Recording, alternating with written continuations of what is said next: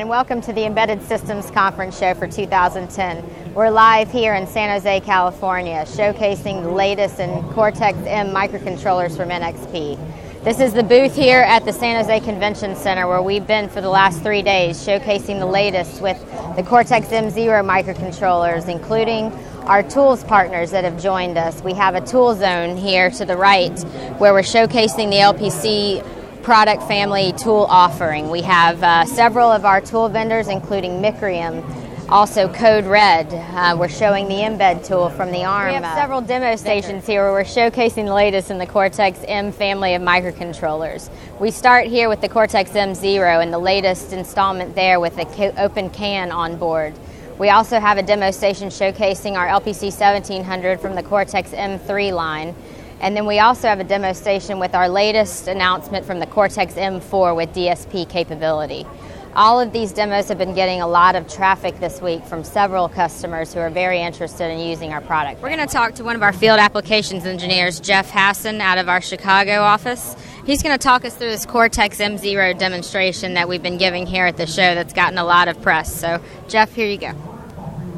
Thanks, Shelley. Well, a couple of things that we're showing off here with the M0. First off, we have the CAN controller. These are the first parts with onboard CAN. One thing that's really nice about these is that the CAN drivers are implemented in ROM. So as a developer, you can pick the parts right up and hit the ground running with CAN. You don't need to put in your own stacks. They're completely in the hardware.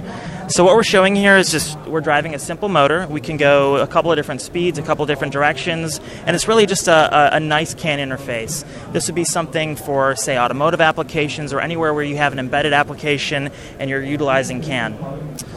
One of the great things we've got with M0 is low power. So M0 is fully implemented in 12K gates, and that gets us down to some very low power modes.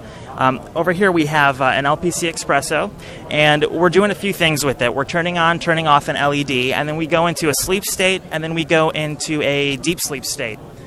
And that just continues to cycle. So we're running a profile and measuring current, and we can see that we go from 5 milliamps down to 2.5 milliamps down to almost no current when we go into a deep sleep state. And this just continues to cycle throughout the day, and people can come up and see how much current this is actually drawing real time. So that's one of the things that we really target with the M0 processors. People are really drawn to the low current profile you can get with these.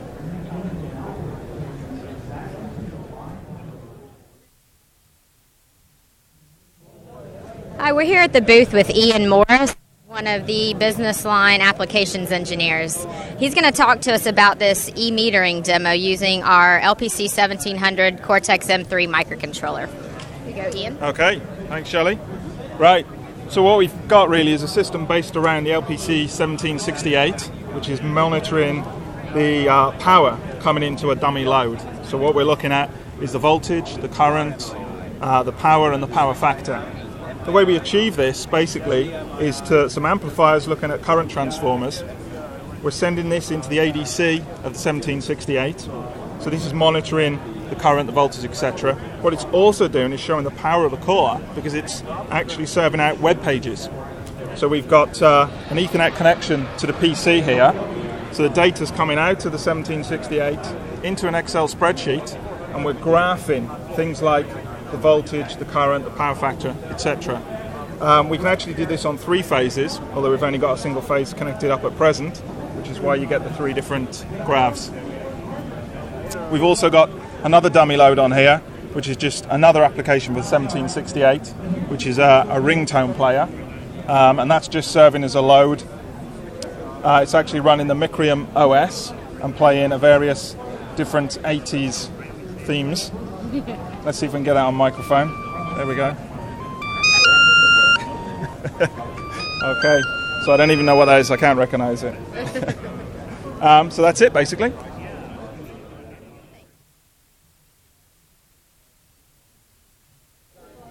So we're here at the ARM Pavilion, which is right next to NXP's, and they're showcasing all of the vendors that currently license the ARM core. We do have a booth here where we're showcasing the Cortex-M4 series from ARM with our version of the Cortex-M4.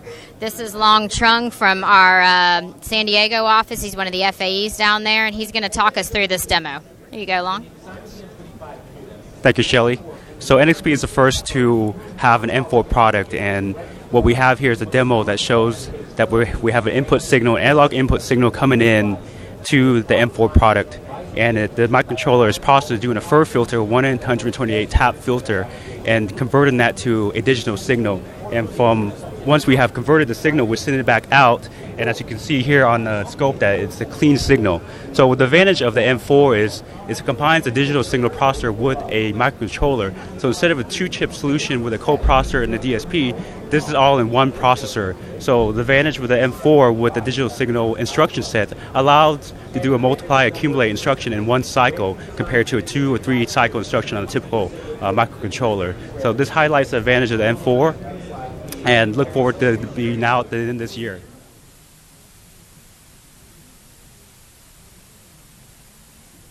So we're here at the booth with Rob Casaro, who's our systems architecture manager in the business line. Rob gave a talk this week about the Cortex M4 product series. So Rob, can you tell us a little bit about the class and the attendance there? Yeah, sure. It was a great class. We had over 60 people there, and it was about our M4 announcement, more about the core, and we had ARM there giving a description of what the M4 is and the instruction set. And then we had Paul from DSP Concepts there, and he was giving a talk about DSP on the M4. The M4, is not a true dual issue kind of DSP, but it has a lot of features in it that make it much more efficient at doing multiply and accumulate instructions. It's got SIMD as well. So it's an ideal processor for things like voice recognition, audio kind of things, definitely motor control, also communications, power line communications and things like that. So we explain in the class the applications. We also will give an overview of what the chip's going to look like. I really couldn't talk about what's really in it because we're still kind of looking at some of modifications and changes, but definitely we'll have a lot of great peripherals that will support these 3 basic areas of target applications, and that's motor control, audio, and also power control. Excellent. Well, Rob, we appreciate it. Thanks so much for joining us today. Yeah, well, nice seeing you too.